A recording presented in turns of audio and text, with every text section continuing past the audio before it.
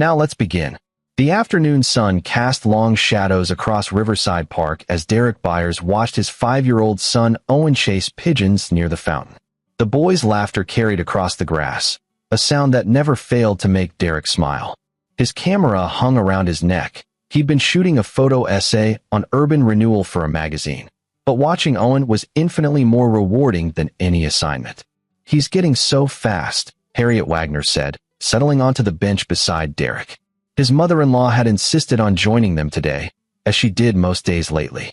Ever since Gwen had gone back to work full-time at the hospital, Harriet had appointed herself the family's primary childcare solution. Derek had tried to suggest a proper daycare, but Gwen wouldn't hear of it. "Mom loves spending time with Owen," she'd said. "And it's free." Derek forced a smile. "Yeah, he's got energy to spare." Harriet stood, smoothing her floral dress. "I'll take him for ice cream." "You look tired, Derek. Just rest here." She didn't wait for his response, already calling to Owen. The boy squealed with delight at the promise of ice cream and grabbed his grandmother's hand. Derek watched them disappear toward the vendor cart on the far side of the park. He leaned back, closing his eyes for just a moment. The past few weeks had been exhausting. Late nights editing photos, early mornings with Owen, and Harriet's constant presence wearing on him. He loved Gwen deeply, but her mother was Derek Byers? He opened his eyes to find an elderly man standing before him. 70s, maybe, with silver hair and deep lines etched into his face. He wore an old cardigan despite the warm weather, and his eyes held something Derek recognized from his years of journalism, the haunted look of someone carrying terrible knowledge. "Do I know you?" Derek asked. "No, but I know her." The man glanced toward where Harriet had gone with Owen. He held out a manila envelope, his hand trembling slightly. "Check this before you let her near your boy again." Derek took the envelope automatically, its weight substantial. "Wait, what is this? Who are you?" "Clayton Glover. My grandson was Timothy Glover. Look it up. All of it's in there." The old man's voice cracked. "I've watched her for 30 years, waiting for justice. Couldn't get to her before. Her husband was powerful. But he's dead now, and I'm dying. Someone needs to know. Someone needs to stop her." "Stop her from what?" Derek stood, but Clayton was already walking away with surprising speed. "Hey, wait." But the old man didn't turn back. Derek stood there holding the envelope, his heart pounding. He looked toward the ice cream cart. Harriet and Owen were still in line. Whatever was in this envelope, some instinct told him not to open it here, not in public. He slid it into his camera bag just as Owen came running back, chocolate ice cream smeared across his face. "Daddy, look. Grandma got me extra sprinkles." Harriet smiled serenely, taking a seat on the bench. Every little boy deserves extra sprinkles. Derek spent the rest of the afternoon in a fog, hyper-aware of every interaction between Harriet and Owen. Had the old man been crazy? Some random conspiracy theorist? But the way Clayton had said my grandson was Timothy Glover, past tense, suggested something terrible had happened. That evening, after dinner and Owen's bedtime routine, Derek finally had a moment alone. Gwen was working a night shift at the hospital, and Harriet had returned to her apartment downtown. Derek sat at his desk in the small room he used as a home office, the manila envelope in front of him. His hands shook as he opened it. The first item was a newspaper clipping, yellowed with age. The headline read, "Third foster child dies under care of local family." The article was dated 1994, 31 years ago. Derek's eyes skimmed the text. Authorities are investigating the death of Timothy Glover, age 4, who died while in the care of foster parents Judge Richard Wagner and his wife Harriet Wagner. This marks the third child death in the Wagner household over the past 7 years. Derek's blood went cold. Wagner, Gwen's maiden name. Her father had been a judge. She'd mentioned it proudly, though he died before Derek met her. He pulled out the next document. Police reports. Multiple incidents. A girl named Sarah Newman, 6 years old, died of accidental poisoning in 1987. A boy named Miguel Marks, 7, fell down the stairs in 1990 and died from head trauma. Then Timothy Glover in 1994. Each case investigated, each ultimately ruled accidental or inconclusive. No charges filed. But there was more. Medical records, redacted but readable enough. Notes from doctors expressing concern about unusual symptoms in the children. Social workers' reports noting odd behavior from Harriet Her intense attachment to the children followed by seeming indifference. One note stood out. Mrs. Wagner appears to be medicating the child without prescription. When confronted, she became hostile and threatened to have my supervisor fired. Judge Wagner called my office the next day. Derek felt sick. He pulled out photographs, old, grainy Polaroids. They showed Harriet, younger but unmistakably her, with various children. But it was the expressions on the children's faces that made his stomach turn. They looked listless, almost drugged. One photo showed a small boy with dark circles under his eyes, sitting motionless while Harriet embraced him, her smile radiant. The final document was a handwritten letter on hospital stationery. To whoever receives this, I am dying of lung cancer. I have 3 months at most. I failed my grandson 31 years ago. I was Timothy's grandfather, the only family he had after his parents died. I put him in foster care because I was young, stupid, and overwhelmed. The Wagners seemed perfect. Judge Wagner was respected. His wife seemed loving. Timothy lasted 6 months. When I saw him 2 weeks before he died, he wasn't the same boy. He was quiet, lethargic. Harriet said he was adjusting. The system said she was doing a wonderful job. Then he was dead. Accidental overdose of cough medicine, they said. But I saw the other cases. I tried to speak up. Judge Wagner destroyed me, got me fired, blacklisted. No one would listen to a factory worker over a judge. I've compiled everything I could find over the years. 3 children dead under suspicious circumstances. Others who survived, but had medical issues afterward. The judge died 5 years ago. Harriet stopped fostering then, but I've watched her. She has a daughter. That daughter has a son now. I saw her at that park. She holds that little boy the same way she held Timothy in the photos. The same possessive grip. I'm out of time, but maybe you aren't. Please, don't let history repeat. Clayton Glover. Derek sat back, his mind reeling. This couldn't be real. Harriet was overbearing, sure, but a child murderer? Yet the evidence was compelling, multiple deaths, a pattern, medical concerns swept under the rug. He thought about Owen. About Harriet's insistence on being alone with him. The way she'd brush off Gwen's suggestions that they needed to establish boundaries. How Owen sometimes seemed unusually tired after spending days with his grandmother. Derek's journalist instincts kicked in. He needed to verify this information independently. The newspaper articles could be checked against archives. He could look up Timothy Glover's death certificate, maybe contact other families if he could find them. He also needed to be careful. If any of this was true, confronting Harriet directly could be dangerous. And Gwen. God. How could he tell Gwen that her mother might be a monster? Derek pulled out his laptop and began searching. Timothy Glover death 1994 brought up several hits. The death was real. The articles matched what was in the envelope. He searched for Sarah Newman and Miguel Marks, with the same date ranges and locations. Both cases were real.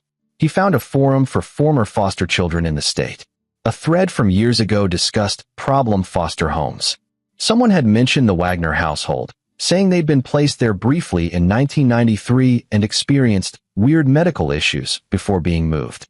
Another commenter said they'd heard rumors about the family, but nothing was ever proven because the husband was a judge. Derek spent hours down the rabbit hole. By 3 a.m, he'd compiled a list of 6 children who had either died or experienced serious medical problems while in Harriet's care. The deaths stopped after Timothy Glover, possibly because the scrutiny had become too intense even for a judge to deflect. He found an obituary for Judge Richard Wagner from 2020, survived by his wife Harriet and daughter Gwen. The obituary praised his decades of distinguished service and noted he'd been a pillar of the community. Derek's phone buzzed. A text from Gwen. Just got off. Heading home. Mom wants to take Owen to the zoo tomorrow. I said yes. Love you. Derek stared at the message. Every instinct screamed at him to say no, to keep Owen away from Harriet until he understood what was happening. But if he objected without evidence, Gwen would think he was being unreasonable.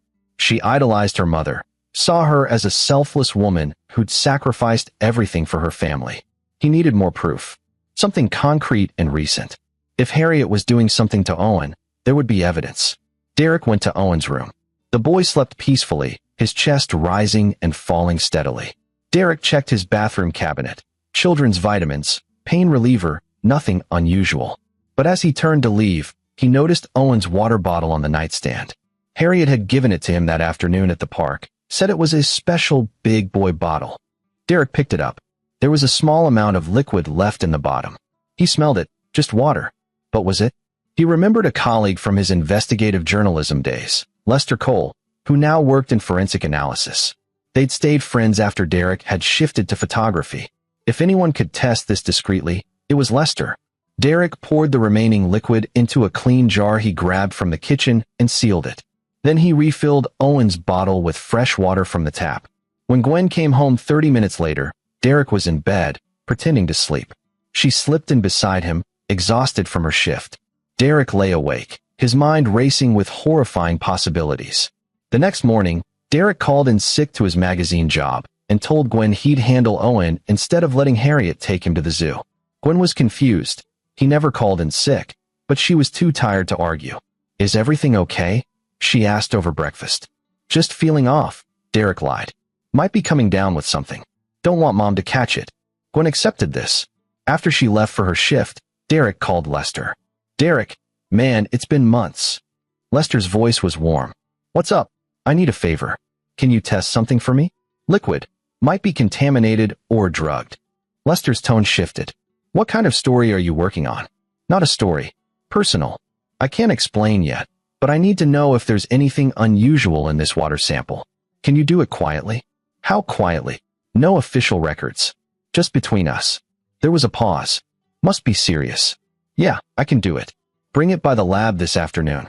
Derek spent the morning playing with Owen, watching him carefully for any signs of lethargy or strange behavior. The boy seemed normal, energetic, playful, happy. But Derek remembered Clayton's letter. Timothy had seemed fine at first too, until suddenly he wasn't. At noon, Derek's phone rang. "Harriet." "Derek, Gwen said you're not feeling well. I'm coming over to help with Owen." "That's not necessary," Derek said quickly. "I'm managing fine." "Nonsense. You need rest. I'll be there in 20 minutes. She hung up before he could protest. Derek's heart raced. He couldn't let her take Owen, couldn't let her be alone with him. But he couldn't explain why without revealing what he knew or suspected. When Harriet arrived, Derek met her at the door. "Really, I've got this. Owen and I are having a good day." Harriet's smile didn't reach her eyes. "You look terrible. Let me take him for a few hours so you can sleep. I was going to make his favorite cookies anyway." "Grandma's here," Owen shouted, running to the door. Harriet scooped him up, and Derek saw it, the way she held him, possessive and tight. The same grip from the old Polaroids. "Actually," Derek said, thinking fast, "Owen's pediatrician called yesterday. They want to see him for a follow-up. Something about his vitamin levels from his last checkup. I was going to take him this afternoon." It was a complete lie, but Harriet's expression flickered. Just for a second, something dark passed across her face before the smile returned. "Vitamin levels? That seems unusual. What did they say was wrong?" "They didn't. Just want to check. Better safe than sorry." "Well, I'll come with you then," Harriet said. "I'm his grandmother. I should know if something's wrong." Derek was trapped. He couldn't make her leave without causing a scene, and he couldn't take Owen to a fake appointment with her in tow. He needed time to think. "You know what? Let me call them back and confirm the time," he said. "Owen, go play in your room for a minute." As Owen ran off, Harriet stepped inside, closing the door behind her. "Derek, is there something you want to tell me?" "Like what?" "You've been acting strange. Yesterday at the park, after that old man approached you." "What did he want?" Derek's blood froze. She'd been watching. "Nothing. Just asking for directions. For half an hour you sat there looking at your phone, distracted. You barely spoke to Owen or me. Then today, suddenly you're sick, but you don't look sick. You're avoiding me." Her voice was calm, almost pleasant, but her eyes were hard. "Did someone say something to you?" "No one said anything." Harriet took a step closer. "Because sometimes people spread vicious rumors. Jealous people. People who can't stand to see a happy family. My late husband dealt with such people all the time. Liars trying to destroy good people's reputations." "I don't know what you're talking about." "Don't you?" She studied his face. "I've always liked you, Derek. You're good to my daughter, good to my grandson. But you're also nosy. It's the journalist in you. Always looking for stories, for secrets." She smiled. Some secrets should stay buried. The threat was veiled but unmistakable. Derek felt his phone in his pocket, Lester's number 1 button away. Owen was in the next room. If Harriet tried something. "I'm just tired," Derek said evenly. "That's all. No conspiracies, no rumors. Just a father who wants to spend time with his son. Harriet held his gaze for a long moment, then smiled brightly. Of course. I understand completely. I'll come back tomorrow when you're feeling better. We can all spend time together. One big happy family. After she left, Derek locked the door and sagged against it. His hands were shaking. She knew.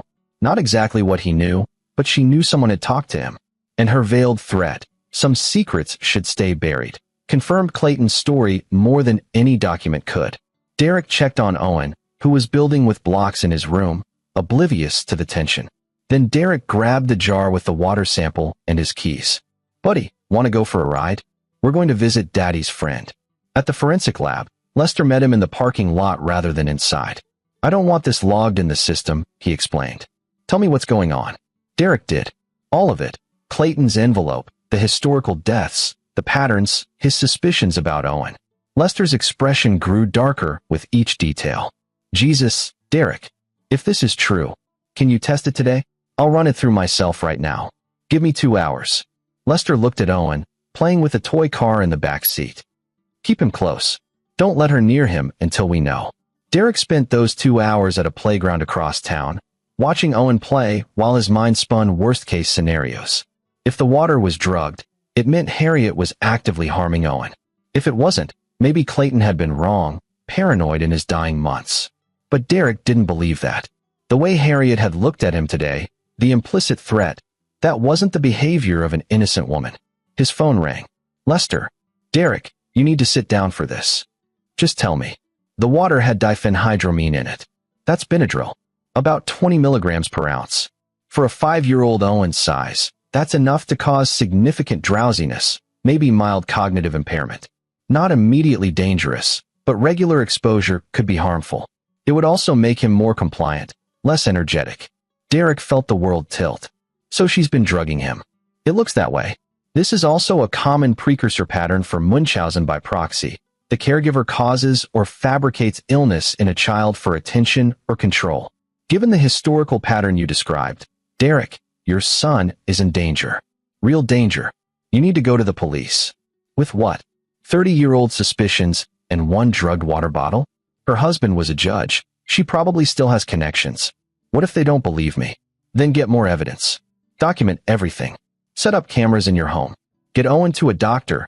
Have him tested for substances. Build a case. But do it fast. Derek picked up Owen and drove home, his mind racing. He couldn't tell Gwen yet. She wouldn't believe him without overwhelming proof. But he couldn't let Harriet near Owen again. That night, after Owen was asleep, Derek ordered 3 hidden cameras online with overnight shipping. He documented everything he knew in a detailed file, copying all of Clayton's materials. He researched Munchausen by proxy, reading case studies that made him nauseous with recognition. Then he made a decision. He wouldn't just protect Owen. He would make sure Harriet paid for what she'd done to those other children, and what she'd been planning for his son. The prey had become aware. Now he would become the hunter. Derek barely slept that night. Every creak of the house made him bolt upright, checking Owen's room to ensure his son was safe. By morning, he'd formed the outline of a plan, though it felt fragile, dangerous. But doing nothing while his mother-in-law systematically poisoned his son? That wasn't an option. The cameras arrived by 10 a.m. Derek installed them carefully, one in Owen's room disguised as a smoke detector, one in the kitchen angled toward the counter where drinks were prepared, one in the living room. They streamed to an app on his phone and backed up to cloud storage automatically. Whatever Harriet did next, he'd have proof. Gwen called during her lunch break. Mom said you were weird yesterday. Are you sure you're okay? I'm fine. Just stressed about work deadlines. She wants to take Owen this weekend. Give us a date night. I think it's sweet. Derek's grip tightened on the phone. Actually, I was thinking we could do a family weekend. The 3 of us. Owen's been asking to go to that science museum. Derek, we haven't had time alone in months. And Mom loves having him overnight. I know, but what's going on with you and my mother? Gwen's voice sharpened. You've been avoiding her. She noticed, and honestly, so have I. Derek had to tread carefully. Push too hard, and Gwen would defend Harriet. I'm not avoiding her. I just think Owen needs more time with both his parents right now. He's at an important developmental stage. He's 5, Derek. He's fine.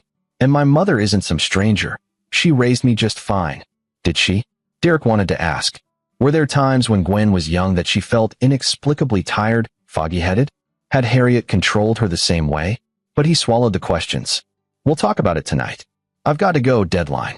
After he hung up, Derek pulled out the list Clayton had included, names and last known addresses of other families whose children had been in Harriet's care. Most were old, 30 years out of date, but it was a starting point. He started with parents of the children who'd survived. The first 3 numbers he tried were disconnected or belonged to other people. The fourth, listed for the parents of a girl named Janine McGill, rang through. Hello. A woman's voice, wary. Hi. I'm sorry to bother you. I'm trying to reach the McGill family. You had a daughter named Janine who was in foster care in the early 90s? Silence. Then who is this? My name is Derek Byers. I'm researching cases involving a foster family, Judge Richard Wagner and his wife Harriet. I believe your daughter was placed with them. I don't talk about that. Her voice went flat. Please. I have a son. Harriet is his grandmother. I think she's hurting him.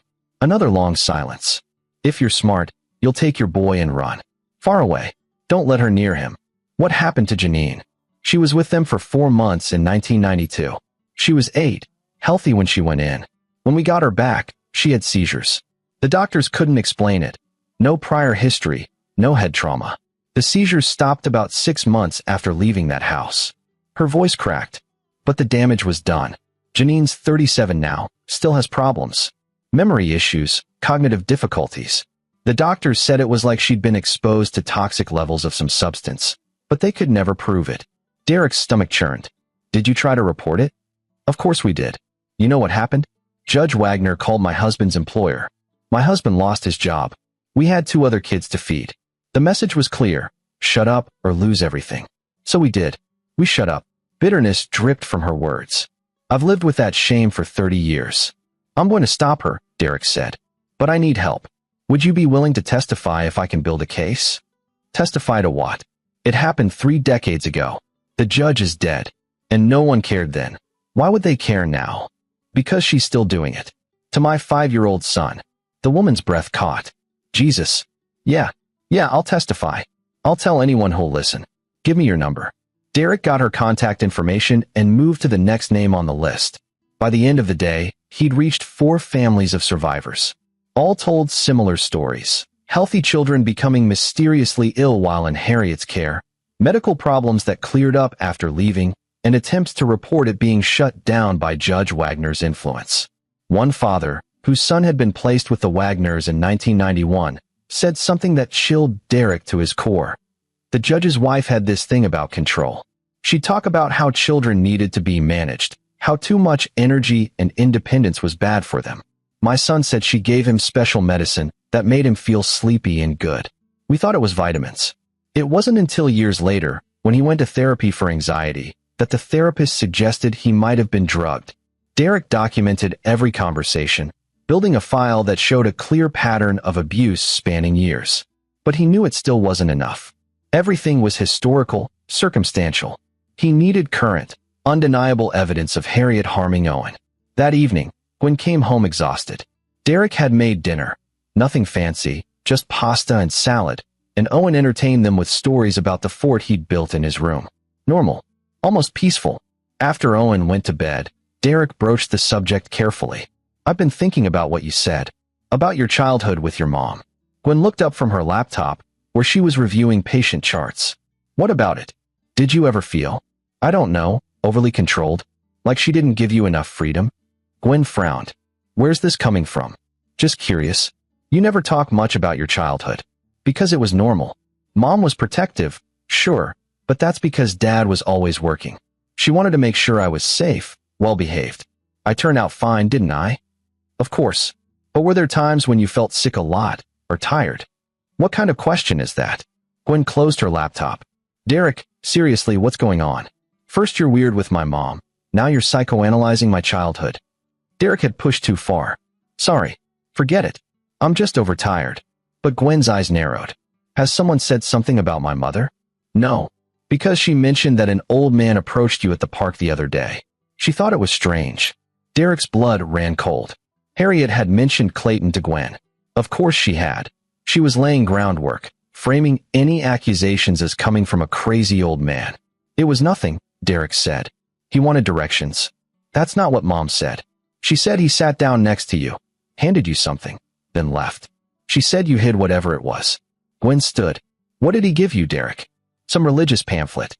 I threw it away. You're lying. Gwen's voice was sharp. I know when you're lying. What the hell is going on? Derek had to make a choice. Tell her everything now, risk her not believing him, risk her warning Harriet, or wait until he had irrefutable proof. He chose the latter. I'm just stressed, he said. Work's been crazy, and I've been worried about Owen starting kindergarten next year. Your mom's great with him.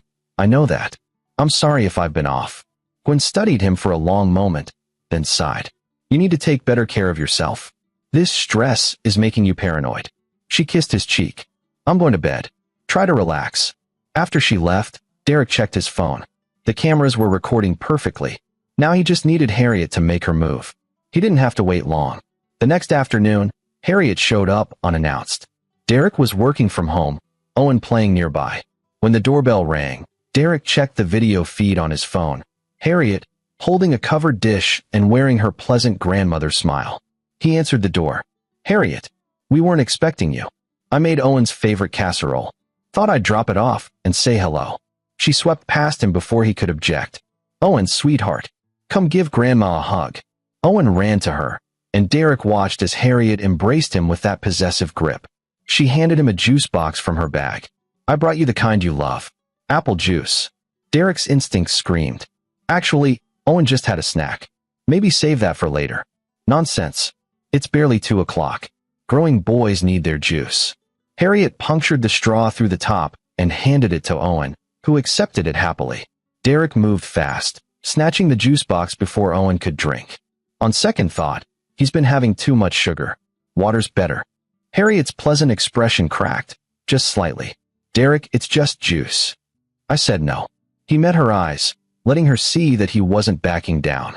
For a moment, the mask dropped completely. The look she gave him was pure malevolence, cold, calculating, furious. Then it snapped back into place. Of course, you're his father. I respect that. She smiled at Owen. Grandma will bring you something even better next time. After she left, Derek immediately poured the juice into a specimen jar. He'd send it to Lester tonight. But more importantly, the cameras had caught the entire exchange. Harriet bringing the juice specifically for Owen, her insistence he drink it, her reaction when Derek refused. That evening, after putting Owen to bed, Derek reviewed all the camera footage. Nothing obvious yet, but patterns were emerging. Every time Harriet visited, she brought Owen something to drink. He never saw her tamper with anything on camera, which meant she was preparing the drinks before arriving. Derek needed to catch her in the act, and he had an idea how. The next morning, he called Gwen at work. I've been thinking about what you said, about needing a date night. How about Friday? Your mom can watch Owen. Gwen sounded surprised. Really? What changed your mind? You're right. We need couple time. And I've been unfair to your mom. That's great. I'll call her right now. After hanging up, Derek texted Lester. Need your help Friday night. Operation Honeypot. Can you be available? Lester responded immediately. I'm in. What's the plan? Derek outlined it. On Friday, he and Gwen would pretend to leave for dinner, but actually park down the street. Lester would monitor the camera feeds from his van and alert Derek to anything suspicious. They'd give Harriet enough rope to hang herself. Friday arrived. Derek had installed 2 additional cameras, one hidden in Owen's bathroom, one in the pantry where drinks were stored. Every angle covered. Harriet arrived at 6, beaming. You two have a wonderful time. Owen and I will have such fun, won't we?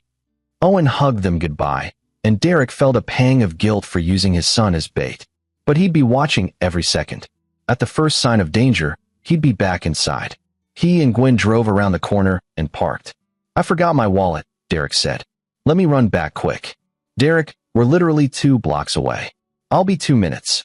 He jogged back to the house, but instead of going inside, he circled to the side yard where he could see into the kitchen window. He pulled out his phone and opened the camera feeds. Lester called. I've got all feeds active. She just took Owen into the kitchen. Derek watched the kitchen feed. Harriet was pulling something from her purse, a small bottle, brown glass like a medicine container. She unscrewed the top and poured liquid into a glass of milk, stirring it carefully. Then she added chocolate syrup to mask any taste. Got it, Derek breathed. She's drugging the milk right now. I'm recording everything, Lester confirmed. Harriet called out sweetly. Owen, come have your special bedtime milk early. Grandma made it extra chocolatey. Derek's heart raced. He had the evidence he needed, but Owen couldn't drink that milk. He burst through the front door. Sorry, forgot my. He rushed into the kitchen, where Owen was reaching for the glass. Derek grabbed it. Actually, buddy, I need to tell you something first. Come here. Harriet's eyes locked on his. She knew. In that moment, they both knew the charade was over. Derek, she said calmly, you're interrupting our time together. Gwen forgot something in Owen's room. Derek lied, scooping up his son. We need to grab it real quick. He carried Owen to his room and locked the door. His phone buzzed. Lester. Police are en route. I called them. ETA 5 minutes. Keep Owen secure. Derek heard footsteps in the hallway. Then Harriet's voice, no longer sweet. Open the door, Derek. We'll be out in a minute. Open the door. Her voice was a whip crack, all pretense gone. Owen looked scared.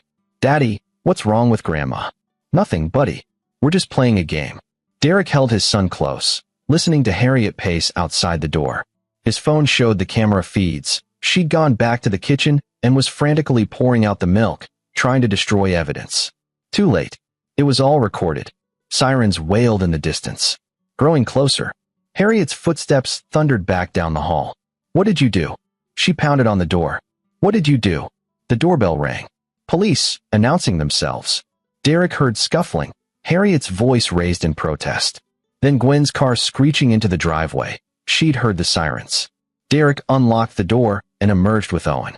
2 officers had Harriet restrained in the living room.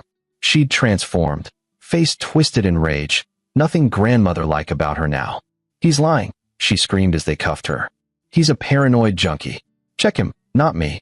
I've done nothing wrong. Gwen stood frozen in the doorway, face white. Derek? What's happening? I'll explain everything, Derek said quietly. But first, Owen needs to be checked by a doctor. She's been drugging him. What? Gwen looked between him and her mother.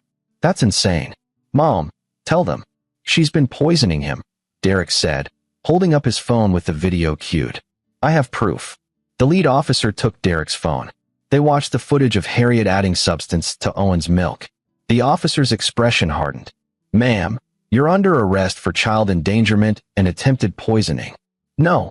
Harriet lunged against the officer's grip, her face contorted. He doesn't understand. The boy needs to be controlled. They all need to be controlled. Too much energy, too much noise. Children should be calm, manageable, mind to shape. Spittle flew from her lips. I kept them safe. I kept them perfect. The mask had shattered completely. This was who Harriet truly was. Gwen sank onto the couch, trembling. Mom. But Harriet wasn't done. You were perfect too, Gwenny. Until you grew up and stopped needing me. But Owen, he still needs his grandma. He still needs my special care. And you're taking him away. You're all taking him away. The officers dragged her toward the door. She thrashed, screaming obscenities. I'll destroy you. Just like Richard destroyed anyone who questioned us. You'll lose everything. Then she was gone, loaded into a patrol car, still shrieking threats. The house fell silent except for Owen's whimpering. Derek held him tight. It's okay, buddy. You're safe now. Gwen looked up at Derek, tears streaming down her face. Tell me everything. He did. The hospital confirmed what Derek suspected. Owen had elevated levels of diphenhydramine and traces of other sedatives in his system. The doctor, a woman named Dr. Doris Baxter, sat with Derek and Gwen in a private consultation room, while Owen played with toys in the adjoining waiting area under a nurse's supervision. Your son has been systematically medicated over what appears to be several months, Dr. Baxter explained, her voice gentle but firm. The levels aren't immediately dangerous. Whoever was doing this knew enough to keep it sublethal. But long-term exposure could cause developmental delays, cognitive issues, and addiction. Gwen had been silent since they'd arrived at the hospital. Now she spoke, her voice hollow. How long until he's clear? The substances should flush from his system within a few days. We'll want to monitor him, maybe do some cognitive assessments to ensure no lasting damage. But children are resilient. If we caught this early enough, he should recover fully. And if Derek hadn't caught it? Gwen's voice broke. Dr. Baxter exchanged a glance with Derek. That's hard to say. But the pattern we're seeing, gradual escalation, substances that cause compliance and drowsiness, it's consistent with Munchausen by proxy and grooming behaviors. If it had continued. She paused. The outcomes aren't good. After the doctor left, Gwen turned to Derek. How did you know? What made you suspicious? Derek told her about Clayton Glover, the envelope, the research he'd done. He showed her the police reports, the newspaper clippings, the testimonies from other families. With each piece of evidence, Gwen seemed to shrink into herself. This can't be real, she whispered. My mother raised me. She loved me. How could she? Her voice failed. Gwen, Derek said carefully. Did you ever feel strange as a kid? Tired, foggy-headed? She was quiet for a long moment. There were times, she finally said. Elementary school, middle school. I'd have these periods where I couldn't focus, where I'd sleep for hours. Mom said I was just growing, that I needed rest. The doctors never found anything wrong. Her eyes widened. Oh God, she did it to me too. Probably not as severely, Derek said. You were her daughter, not a foster child she could dispose of. She wanted to control you, shape you, but not harm you permanently. But those other children. Gwen covered her face with her hands. 3 of them died, Derek. Because of her. Because my father protected her. And I never knew. I thought I had a normal childhood, loving parents. How could I not see? Because she didn't want you to see. That was the point. Gwen looked at Owen through the window, playing innocently with blocks. He could have been another Timothy Glover. But he's not. He's safe. Because you didn't give up. Even when I didn't believe you. Even when I defended her. Tears streamed down Gwen's face. I'm so sorry. I should have listened. I should have questioned. Derek pulled her close. You trusted your mother. That's normal. She manipulated you your whole life to ensure that trust. This isn't your fault. But the words felt hollow, and they both knew it. The betrayal was absolute. The police investigation moved quickly. Detective Seth Gibson, a veteran with 20 years in major crimes, took lead on the case. He interviewed Derek, reviewed all the camera footage, and sent the drug beverages to the lab for analysis. You built a hell of a case, Gibson told Derek 2 days later in his office. The video evidence alone is damning. Her little breakdown when we arrested her didn't help her cause either. What happens now? We're charging her with attempted poisoning, child endangerment, assault. The DA is also looking at the historical cases, the 3 foster children who died. Problem is, those are 30 years old. Physical evidence is gone, witnesses are scarce, and her husband's dead. But there's a pattern. Multiple families willing to testify. Which helps, but proving murder after 3 decades is tough. Her lawyer's already spinning a story. She's a confused, elderly woman. She thought she was giving Owen harmless sleep aids. She never meant harm. They'll plead diminished capacity. Derek's jaw clenched. So she gets away with it? I didn't say that. What you did, documenting everything, getting witness statements, building a timeline, that's prosecutor gold. We might not get her for murder, but we can make sure she spends her remaining years in prison. Child endangerment with video evidence? She's done. It wasn't enough. Not for Timothy Glover, Sarah Newman, Miguel Marks. Not for all the children Harriet had harmed over the years. But it was something. Derek left the police station and drove to the address Clayton Glover had listed on his letter. It was a small house in an older neighborhood, the kind of place where paint peeled and grass grew too long. Derek knocked, not expecting an answer. Clayton had said he was dying. A hospice nurse answered. Can I help you? I'm here to see Clayton Glover. My name is Derek Byers. He contacted me recently about my son. The nurse's expression softened with understanding. He's sleeping right now, but he'd want to see you. Come in. The house smelled of medicine and old books. Clayton lay in a hospital bed in what had once been a living room, oxygen tubes in his nose, his body a fragile collection of bones and translucent skin. But his eyes opened when Derek approached, and they were sharp. You came, Clayton rasped. You saved my son's life, Derek said. I wanted to thank you in person. Did you stop her? She's been arrested. She's going to prison. Tears leaked from Clayton's eyes. Thank God. Thank God. His hand reached out, trembling, and Derek took it. Timothy can rest now. All of them can rest. I'm sorry it took so long. Sorry your grandson didn't get justice sooner. But he got it. That's what matters. Clayton's grip tightened weakly. Promise me something. Those other families, the ones whose children died, Promise you'll make sure they know. That someone finally listened. That their children mattered. I promise. Clayton closed his eyes, a small smile on his face. Good. Good. My grandson was 4 years old. Loved dinosaurs. Loved to laugh. Don't let them forget that. Don't let him just be a victim. He was a real little boy. I won't forget, Derek said. None of them will be forgotten. He stayed until Clayton fell back asleep, then left contact information with the nurse. A week later, she called to tell him Clayton had passed peacefully in his sleep. At the funeral, small, just Derek, Lester, and a few of Clayton's neighbors, Derek gave a eulogy about a grandfather who'd never given up seeking justice for his grandson. About a man who'd saved another child from the same fate. The trial was scheduled for 6 months out, giving the prosecution time to build their case. During that time, Derek threw himself into contacting every family connected to Harriet's past. He found 8 families total, 3 whose children had died, 5 whose children had survived but suffered lasting effects.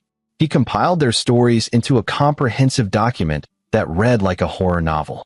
Decades of abuse, covered up by a powerful judge, enabled by a system that valued reputation over children's safety. One story stood out. A woman named Joan Price, whose daughter Rhonda had been fostered by the Wagners in 1989. Rhonda had been 6 years old, placed in care after Joan's husband died, and she'd had a breakdown. I only intended it to be temporary, Joan told Derek over the phone. Just 3 months while I got back on my feet. But when I went to pick up Rhonda, she didn't recognize me. She just stared at me with these blank eyes, like she was looking through me. What happened? The Wagners said she'd adjusted so well that being removed would traumatize her. They petitioned to extend the foster period. Judge Wagner expedited it. I fought, but I was a mess. No job, history of depression. Who was the court going to believe? A grieving widow or a respected judge and his wife? How did you get her back? I didn't, not really. She stayed with them for 2 years. By the time I finally got custody back, she'd changed completely. Quiet, withdrawn, afraid of everything. She's 41 now, been in therapy most of her life. She can't maintain relationships, can't hold jobs. The doctors say she has PTSD, but she can't remember much of what happened in that house. Her brain blocked it out. Derek arranged for all 8 families to meet with the prosecution. The DA, a sharp woman named Marissa Snell, listened to every story and grew more determined with each one. I'm adding charges, she told Derek after the last interview. Pattern of child abuse. Criminal conspiracy with her late husband to obstruct justice. We're going after her with everything. The media caught wind of the story. Respected judge's widow accused of decades of child abuse. Local news picked it up first, then state outlets. Derek gave a carefully worded interview explaining how his investigative journalism background had helped him uncover the truth. I'm just a father who got lucky, he told the reporter. Clayton Glover is the real hero. He never stopped fighting for his grandson, even when everyone told him to give up. The public response was overwhelming. Other former foster children came forward with stories about the Wagner household. Some hadn't been drugged, but remembered Harriet's controlling behavior, her obsession with compliance, the way she talked about children like they were objects to be managed. A support group formed, Survivors of Harriet's Abuse and Families of Victims.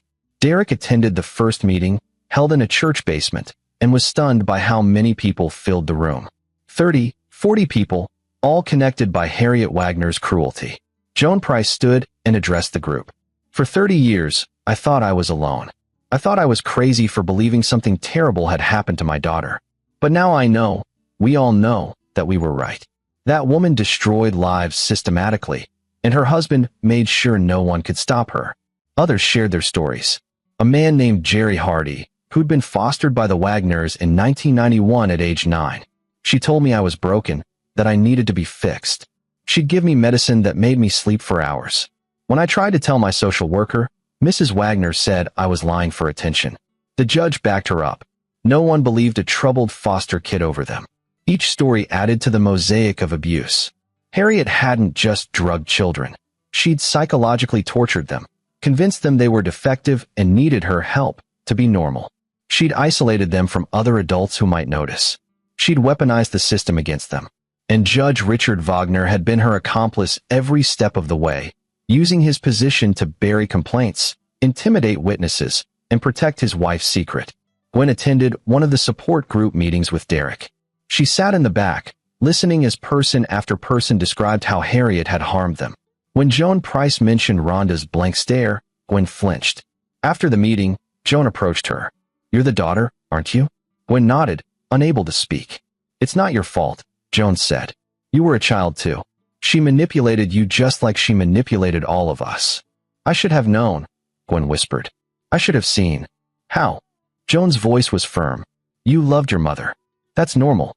She was supposed to love you back, to protect you. Instead, she used that love to control you. That's on her, not you." But Gwen struggled with the guilt.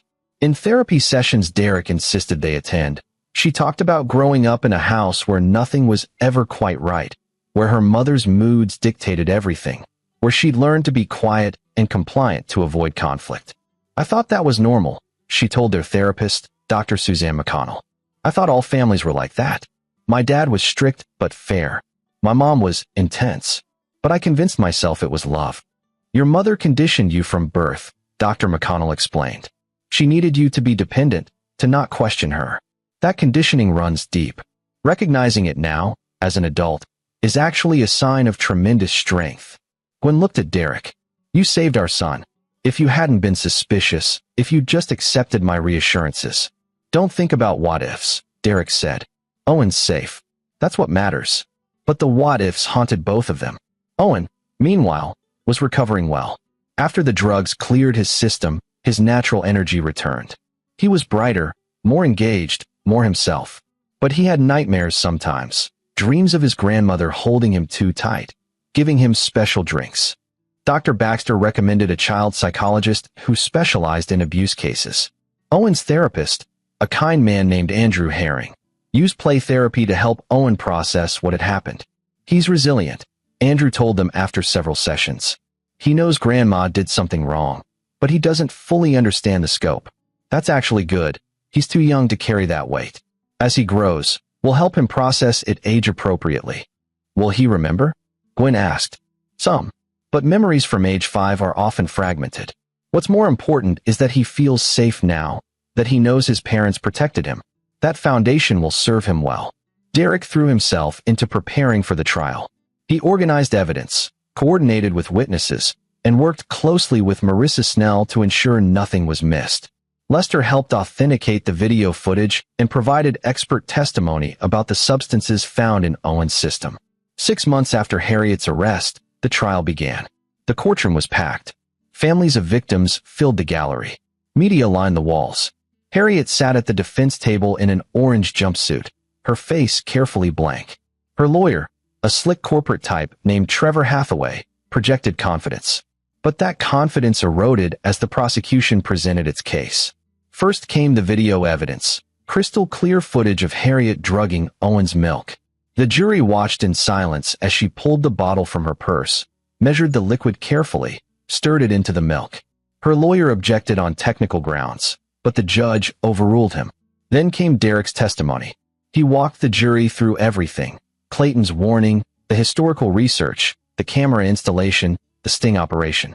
He remained calm, factual, letting the evidence speak for itself. Under cross-examination, Trevor Hathaway tried to paint Derek as paranoid. "Isn't it true, Mr. Byers, that you'd been under significant work stress?" "Yes." "And you'd been sleeping poorly?" "Yes." "So when this stranger approached you in the park with wild accusations, you were already in a suggestible state. Isn't it possible you misinterpreted innocent grandmotherly concern as something sinister?" Derek met the lawyer's eyes. "I have video of your client drugging my son's milk. That's not misinterpretation. That's attempted poisoning." The lawyer moved on quickly. Gwen testified next, her voice shaking but steady. She described growing up under Harriet's control, the periods of unexplained illness and fatigue, the way her mother had isolated her from other children. "Did you know what she was doing to you?" Marissa Snell asked. "No. I thought it was normal. I thought she was protecting me. And now..." Gwen looked at Harriet, who stared back with cold eyes. "Now I know she was grooming me, making sure I'd never question her. So when she started doing the same thing to my son, I'd defend her instead of protecting him." Harriet's mask cracked then. She stood up, shouting, "I protected you. I made you perfect. Ungrateful." The judge gavelled her down. and her lawyer pulled her back into her seat. But the jury had seen the real Harriet Wagner. The parade of historical witnesses was devastating. Joan Price described Rhonda's transformation. Jerry Hardy talked about the drugs and psychological abuse. Janine McGill's mother, voice-breaking, explained her daughter's seizures and lasting cognitive damage. When Clayton Glover's letter was read into evidence, several jury members wiped their eyes. The description of Timothy's final days, the little boy who loved dinosaurs, who'd become lethargic and unresponsive before his accidental death, left no doubt about Harriet's guilt. The defense tried to argue diminished capacity, that Harriet was confused, that she genuinely believed she was helping the children. But the video evidence made that impossible to sustain. The careful measuring of drugs, the attempt to hide it, the rage when discovered, this was calculated, intentional harm. Medical experts testified about Munchausen by proxy, explaining how caregivers with this disorder derive satisfaction from controlling and sickening those in their care. A forensic psychologist who'd evaluated Harriet described her as highly organized, manipulative, and lacking empathy, classic characteristics of psychopathy, with a specific paraphilia involving control of children. The trial lasted 3 weeks. In his closing argument, Trevor Hathaway made a last-ditch effort. My client is a 70-year-old widow who made mistakes. She's not a monster. She's a grandmother who loved her grandson too much, who let anxiety and confusion lead her astray. She deserves compassion, not condemnation. Marissa Snell's closing was brutal in its simplicity. The defense wants you to see Harriet Wagner as a confused old woman. But the evidence shows you who she really is, a predator who systematically drugged and abused children for 40 years. 3 children died. At least a dozen more were permanently harmed. And she would have continued if Derek Byers hadn't stopped her. She pointed at Harriet. That woman is a serial child abuser who used her husband's power to evade justice for decades. It ends now. You can end it by finding her guilty. The jury deliberated for 6 hours. When they returned, the verdict was unanimous on all counts. Guilty of attempted poisoning, guilty of child endangerment, guilty of assault, guilty of criminal conspiracy. Harriet showed no emotion as the verdict was read. But as she was let out of the courtroom, she turned to look at Derek. Her smile was cold, triumphant. You think you've won, she said clearly. But I already had him. For months, I shaped him. That's inside him now. Forever. Derek felt ice in his veins, but he didn't look away. He's 5 years old. He'll grow up knowing you failed. That's your real legacy, failure and prison. Harriet's smile faltered as the deputies pulled her away. Sentencing came 2 weeks later. The judge, an older woman named Carla Farley who'd clearly read every page of testimony, was merciless. Mrs. Wagner, in my 30 years on the bench, I've rarely encountered evil as calculating and sustained as yours. You exploited the most vulnerable members of our society, children in need of protection and love. You betrayed every ideal of caregiving. You corrupted the justice system through your husband's position. And when finally caught, you showed no remorse. She leaned forward. You are 71 years old. The state would typically show leniency for age. But your crimes spanned decades and affected countless lives. Therefore, I sentence you to 40 years in prison, 20 for child endangerment, 20 for attempted poisoning, to run consecutively. You will spend the rest of your natural life incarcerated. May God have mercy on your soul, because this court has none. 40 years. Harriet would die in prison. There would be no parole, no early release. Justice, delayed by 3 decades, had finally arrived. As they left the courthouse, Derek was surrounded by families of victims. Joan Price hugged him. Thank you. Thank you for giving my daughter closure. For giving all of us closure. Jerry Hardy shook his hand. You're a hero, man. You saved your kid and got justice for all of us. But Derek didn't feel like a hero. He felt exhausted, wrung out. All he wanted was to go home to his family. Gwen was waiting in the parking lot with Owen. The boy ran to Derek, who scooped him up. Is it over, Daddy? It's over, buddy. So Grandma can't hurt anyone anymore? Never again. Owen hugged him tight. Good. I like you and Mommy protecting me better. Gwen wrapped her arms around both of them. Let's go home. That night, after Owen was asleep, Derek and Gwen sat on their back porch, holding hands in silence. The weight of the past 6 months pressed down on them. The fear, the investigation, the trial, The revelations about Gwen's childhood. I've been thinking about what she said. Gwen finally spoke. About already shaping Owen. Do you think? No, Derek said firmly. He's going to be fine. Kids are resilient, remember? And he has us, parents who will actually protect him, support him, let him be himself. He'll grow up strong and healthy. I hope so. She leaned against him. I can't believe I brought that monster into our home, into our son's life. You didn't know. I should have. A mother should know. Gwen, look at me. Derek turned her face toward his. You were raised by a master manipulator who spent your entire childhood conditioning you to accept her control. The fact that you got out, that you built your own life, had your own family, that's incredible. You broke her cycle. Give yourself credit for that. Tears slipped down Gwen's cheeks. I just keep thinking about those other children. The ones who died. If I'd questioned her sooner, if I'd noticed. You can't think that way. You were a victim too. And now you're a survivor. We both are. Our family is. They sat in silence for a while, processing everything. Finally, Gwen said, what happens now? Now we heal. We raise Owen. We move forward. Derek squeezed her hand. We make sure he knows how much he's loved. And we make sure no child ever has to go through what he did, what you did, what all those other kids did. How do we do that? Derek had been thinking about this. I'm going to write about it. The whole story, Clayton's persistence, the investigation, the trial. Put it out there so people recognize the warning signs. So predators like your mother can't hide behind respectability anymore. And I'm going to volunteer, Gwen said. With foster care organizations, child protection services. Use my medical background to help. Make sure kids like Rhonda and Timothy have someone watching out for them.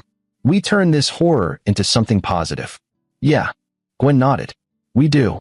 6 months after the trial, Derek's article was published as a major feature in a prominent journalism magazine. The Grandmother Who Wasn't. How one man uncovered decades of child abuse. It went viral, spawned dozens of follow-up articles, and led to policy changes in the foster care system. Several states implemented new protocols for monitoring foster families, especially those with powerful connections. Medical professionals received training on recognizing Munchausen by proxy. And importantly, Clayton Glover's name became synonymous with the importance of never giving up on seeking justice. Derek established a scholarship fund in Timothy Glover's name for children who'd survived abuse in foster care. Joan Price, Jerry Hardy, and other survivors became advocates, speaking at conferences and helping draft legislation to protect vulnerable children. Gwen kept her promise too.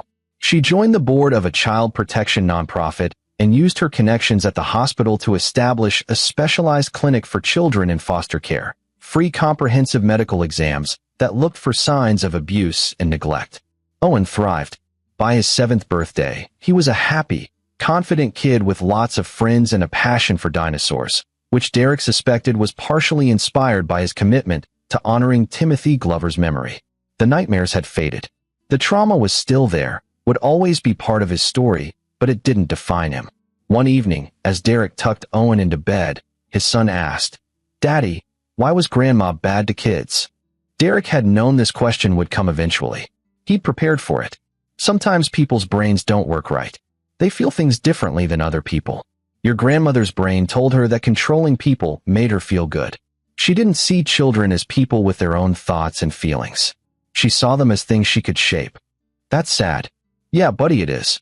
Sad for her, and sad for all the kids she hurt. I'm glad you stopped her. Me too. But you know what?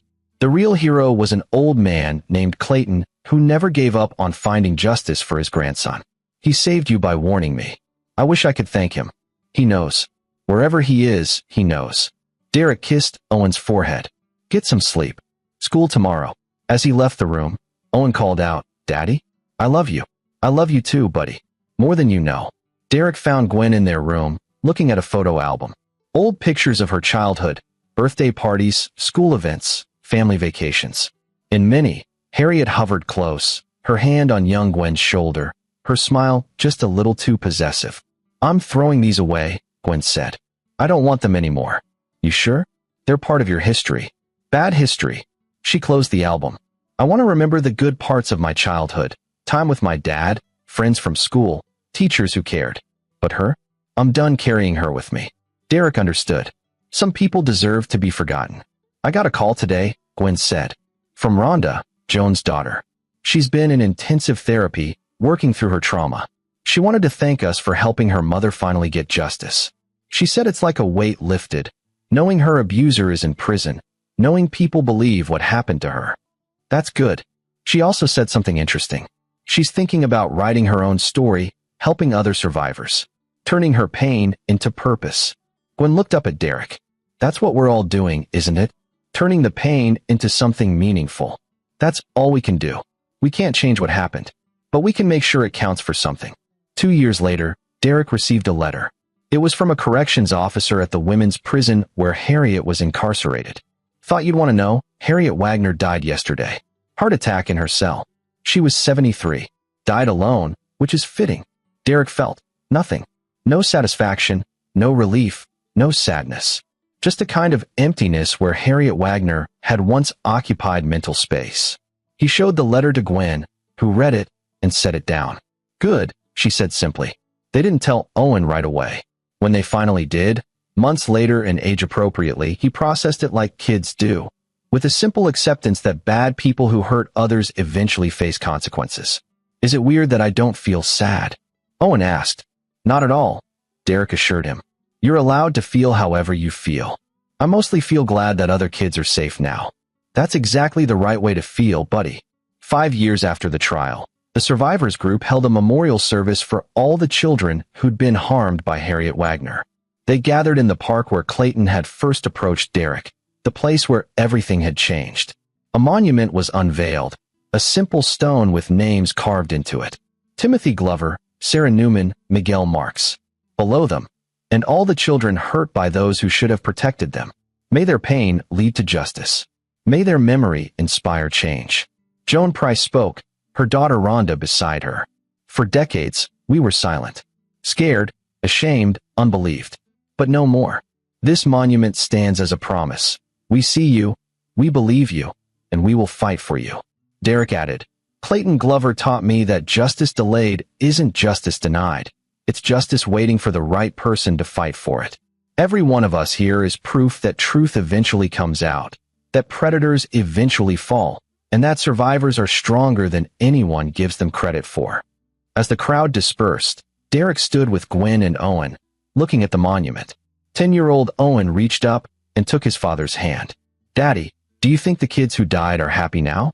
Knowing what happened, Derek thought about Timothy Glover, about Clayton's decades-long fight for his memory. Yeah, buddy, I think they're at peace. And in that moment, in that park where an old man's desperate warning had changed everything, Derek finally felt it too. Peace, not closure. You never get closure from something like this. But peace in knowing they'd done everything possible to ensure Harriet Wagner's evil died with her in that prison cell. The cycle was broken. The monster was gone. And 3 generations of children, the ones who died, the survivors, and kids like Owen, could finally rest knowing justice had been served. Derek had entered that park months ago, as just a father taking his son for a normal afternoon. He'd left as a man on a mission to protect his child and honor the fallen. That mission had been fulfilled. Some victories aren't about triumph. They're about survival, about making sure the next generation has a chance the previous ones didn't. As Derek watched Owen run off to play on the swings, free, happy, safe, he knew that was the only victory that mattered.